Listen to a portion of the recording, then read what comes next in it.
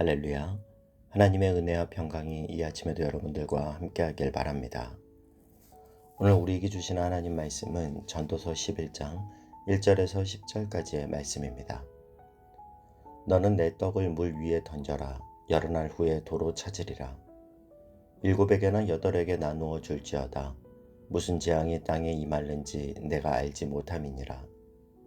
구름에 비가 가득하면 땅에 쏟아지며 나무가 나무로나 북으로나 쓰러지면 그 쓰러진 곳에 그냥 있으리라. 풍새를 살펴보는 자는 파종하지 못할 것이요 구름만 바라보는 자는 거두지 못하리라. 바람의 길이 어떠함과 아이 벤 자에 대해서 뼈가 어떻게 자라는지를 내가 알지 못함 같이 만사를 성취하시는 하나님의 일을 내가 알지 못하느니라. 너는 아침에 씨를 뿌리고 저녁에도 손을 놓지 말라. 이것이 잘 될는지 저것이 잘 될는지 혹 둘 다 잘 될는지 알지 못함이니라. 빛은 실로 아름다운 것이라. 눈으로 해를 보는 것이 즐거운 일이로다. 사람이 여러 해를 살면 항상 즐거워할지로다. 그러나 캄캄한 날들이 많으리니 그 날들을 생각할지로다. 다가올 일은 다 헛되도다. 청년이여 내 어린 때를 즐거워하며 내 청년의 날들을 마음에 기뻐하여 마음에 원하는 길들과 네 눈이 보는 대로 행하라.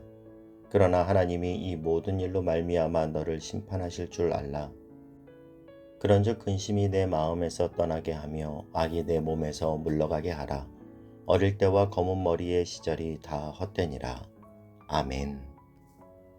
전도자는 우리가 사는 미래에 어떠한 일이 일어날지 모르기 때문에 오늘 선을 베풀며 살아가라고 말합니다. 1절과 2절 말씀을 보면요. 너는 내 떡을 물 위에 던져라. 여러 날 후에 도로 찾으리라. 7에게나 8에게 나누어 줄지어다. 무슨 재앙이 땅에 임할는지 내가 알지 못함이니라. 사실 선을 베풀며 살아가는 것은 우리를 향한 하나님의 뜻입니다. 그래서 우리가 참된 믿음과 신앙을 가진 그리스도인이라면 당연히 우리의 믿음은 연약한 자를 향한 우리의 선을 통해 나타나야 합니다. 그럴 때 우리의 믿음은 비로소 온전한 믿음이 되는 거죠. 초대교회가 우리에게 그러한 모습을 잘 보여줍니다. 사도행전 2장에 보면 초대교회 성도들이 마가의 다락방에서 기도할 때 성령 충만을 경험합니다. 그래서 온갖 내적인 경건, 방언을 경험하고 신비한 현상을 경험하죠. 그런데 중요한 게 뭐냐면 그 성령 충만이 어떤 모습으로 나타나느냐 하는 겁니다. 사도행전 2장 43절부터 45절 말씀을 보면요. 사람마다 두려워하는데 사도들로 말미암아 기사와 표적이 많이 나타나니 믿는 사람이 다 함께 있어 모든 물건을 서로 통용하고 또 재산과 소유를 팔아 각 사람의 필요를 따라 나누어 주며 성령이 충만하니까 첫 번째로 나타나는 현상은 내적인 경건이었습니다.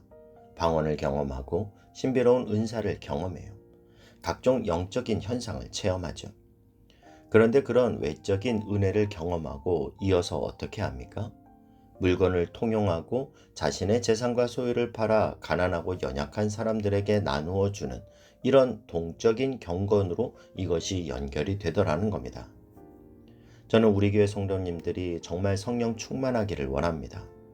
그리고 그 성령 충만이 내적인 경건을 넘어 연약한 이웃을 향한 긍휼한 마음과 섬김과 구제로 연결되는 외적인 경건으로 이어지기를 축복합니다.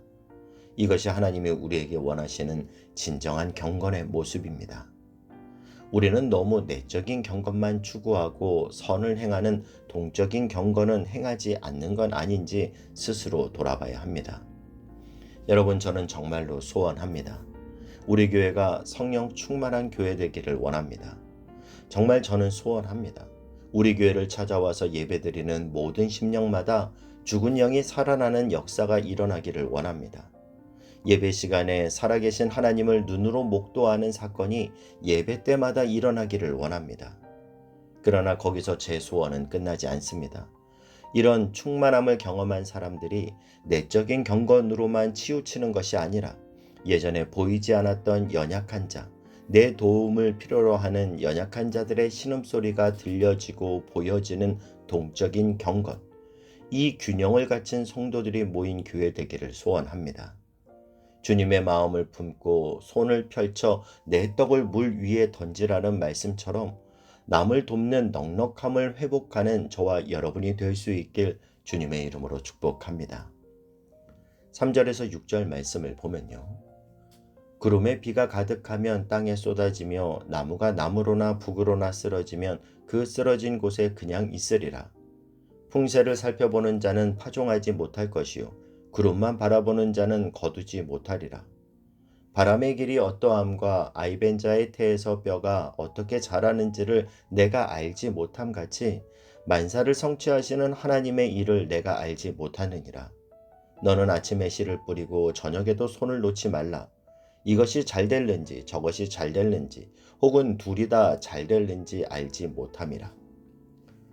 전도자는 구름에 비가 가득하면 땅에 쏟아지겠구나 예측할 수는 있지만 그러나 그 구름만 멍하니 바라보며 예측만 하고 있는 자는 결코 결실을 거두지 못한다라고 말합니다. 그러면서 아침에 씨를 뿌리고 저녁에도 손을 놓지 말라고 권면하죠. 하나님은 오늘도 우리가 우리의 삶에 최선을 다하는 성실함을 원하신다라는 거예요. 왜냐하면 하나님은 우리의 삶의 현장을 중요하게 생각하기 때문입니다. 하나님은 우리가 오늘 예배자로 정결하게 하나님 앞에 예배드리는 모습을 참 귀하게 보시지만 하나님은 우리의 삶의 현장을 또한 귀하게 보신다라는 거죠. 성경에 보면 이처럼 자신의 생업의 현장에서 최선을 다하다가 주님의 부름을 받는 경우가 참 많다라는 것을 발견합니다. 그 대표적인 케이스가 바로 베드로죠. 베드로는 고기 잡는 그의 생업의 현장에 있을 때 예수님의 부름을 받았습니다. 누가복음 5장 3절에서 5절 말씀을 보면요. 예수께서 시몬에게 이르시되 깊은 데로 가서 그물을 내려 고기를 잡으라. 시몬이 대답하여 이르되 선생님 우리들이 밤이 새도록 수고하였으되 잡은 것이 없지만은 말씀에 의지하여 내가 그물을 내리리이다 하고. 여러분, 만약에 예수님이 결과만을 중요시하는 분이시라면 밤새 한 마리도 잡지 못한 베드로는 제자로 부름을 받지 못했을 거예요. 그런데 예수님의 초점은 그가 얼마나 성공했나, 얼마나 많은 고기를 잡았나에 있지 않습니다. 그 힘든 실패의 자리, 그럼에도 불구하고 끝까지 거기를 벗어나지 않고 자기에게 주어진 일에 최선을 다하는 그것을 주님은 귀하게 보신다라는 겁니다.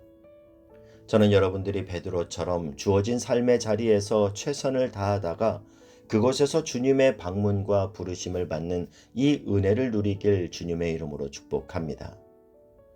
제가 얼마 전 마태복음 25장에 나오는 달란트 비유를 묵상하는데 참 많은 은혜를 받았는데요.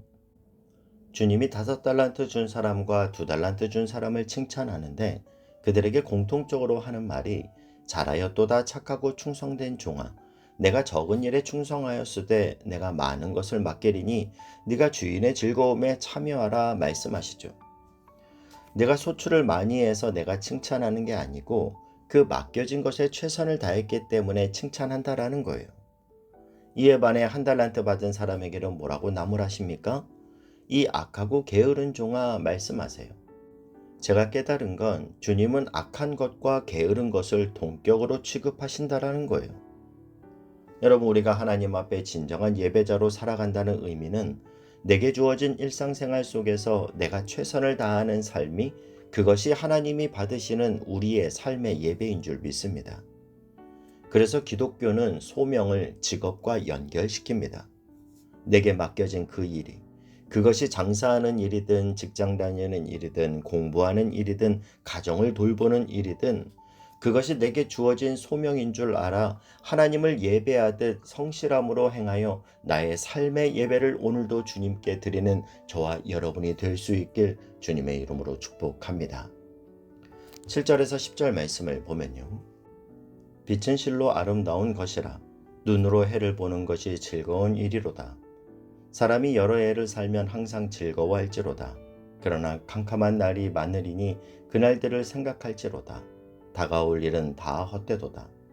청년이여 내 어린 때를 즐거워하며 내 청년의 날들을 마음에 기뻐하여 마음에 원하는 길들과 내 눈이 보는 대로 행하라. 그러나 하나님이 이 모든 일로 말미암아 너를 심판하실 줄 알라. 그런즉 근심이 내 마음에서 떠나게 하며 악이 내 몸에서 물러가게 하라. 어릴 때와 검은 머리의 시절이 다 헛되니라. 전도자는 사람이 빛 가운데 살면서 즐거워하되 그때에도 캄캄한 밤이 올 것을 생각하라 말합니다. 그리고 청년의 날을 영원히 즐겁게 살 수 있으면 좋겠지만 하나님의 심판의 날이 있음을 늘 염두에 두어야 한다고 권면합니다. 우리가 이 땅에 너무 몰두하며 살아가다 보면 우리는 우리의 삶이 끝이 있음을 망각할 때가 있습니다. 그래서 하나님은 우리에게 이 땅에서의 삶은 잠깐이요, 우리는 영원한 본향을 향해 걸어가는 나그네임을 잊지 않는 것이 지혜라고 교훈하십니다. 오늘도 하나님이 허락하신 삶의 현장에서 내적인 경건을 넘어 동적인 경건으로 하나님의 뜻을 따라 섬기고 베풀며 나누는 삶, 내게 주어진 그 일을 소명으로 인식하는 삶의 예배자, 그날이 분명하여 오늘 순례자의 삶으로 살아가는 저와 여러분이 될 수 있길 주님의 이름으로 축복합니다. 기도하겠습니다. 사랑하는 하나님, 오늘 나의 손이 주님의 손이 되게 하여 주시고 오늘 나의 발걸음이 천국의 발걸음 되게 하여 주옵소서. 예수님의 이름으로 기도하옵나이다. 아멘.